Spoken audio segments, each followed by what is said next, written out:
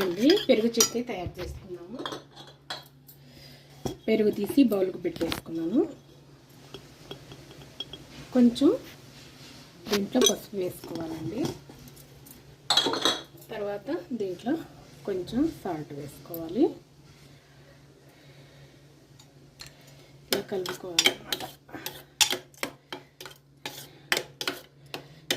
పెరుగు చట్నీ నేనైతే ఇలా చేస్తానండి. మీరు ఎలా చేస్తారో కామెంట్ సెక్షన్లో తెలియజేయండి. తాలింపు వేసుకుందాము. ఉల్లిపాయలు తరిగి పెట్టుకున్నానండి. కొంచెం ఒక చిటికెడు నూనె వేసుకున్నాము. కొద్దిగా తాలింపు గింజలు వేసుకుందాము.